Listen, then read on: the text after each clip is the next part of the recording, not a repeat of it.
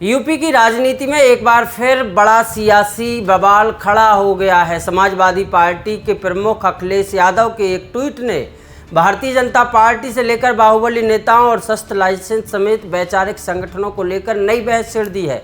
अखिलेश यादव ने social media platform x पर एक लंबा पोस्ट करते हुए लिखा है कि असली शस्त्रों के तो लाइसेंस बनते हैं, लेकिन कुछ अदृश्य शस्त्र भी हैं जो समाज और आपसी प्रेम पर अंदर ही अंदर हमला कर रहे हैं। इसके बाद उन्होंने भाजपा और उससे जुड़े कथित संगठनों के घर, दुकान, कार्यालय, फंडिंग और निर्माण कार्यों की भी जांच की मांग उठा दी है। अखिलेश यादव ने अपने पोस्ट में सवाल किया कि भाजपा और उसके संगियों द्वारा किए गए निर्माणों और चंदे का हिसाब क्यों न मांगा जाए।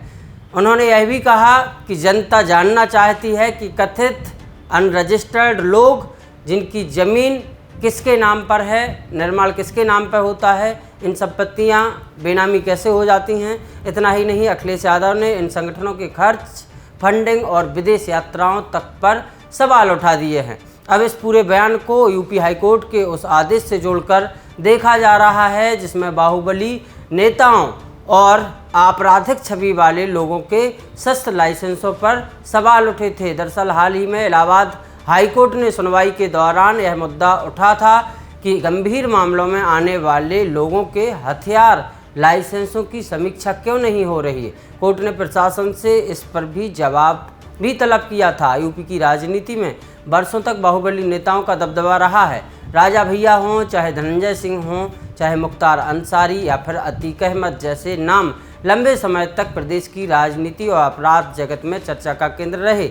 योगी सरकार आने के बाद माफिया और आपराधिक छवि वाले लोगों पर लगातार कार्रवाई भी हुई। बुलडोजर एक्शन, गैंगस्टर एक्ट और अवैध संपत्तियों की जब्ती जैसी कार्रवाइयों को भी भाजपा सरकार के दौरान देखा गया। भाजपा सरकार की बड़ी उपलब्धियां मानी गई, लेकिन विपक्ष लगातार आरोप लगाता रहा कि कार्रवाई सिर्फ चुनिंदा लोगों पर होती है। अब अखिलेश यादव ने इस बहस को एक नया मोड़ दे दिया है। इस बार उन्होंने सीधे हथियारों की नहीं बल्कि अदृश्य शस्त्रों की बात की है। राजनीतिक जानकारों की माने तो अखिलेश यादव का इशारा उन वैचारिक और संगठनात्मक नेटवर्क की तरफ है जिन्हें भाजपा के करीब माना जाता है। सवाल ये भी उठ रहा है कि क्या 2027 चुनाव से पहले समाजवादी पार्टी भाजपा के संगठनात्मक ढांचे और फंडिंग को बड़ा राजनीतिक मुद्दा बनाने की तैयारी कर रहे हैं। इस रिपोर्ट में फिलहाल इतना ही। देखते रहिए बुंदेली वार्ता। बहुत बहुत धन्यवाद।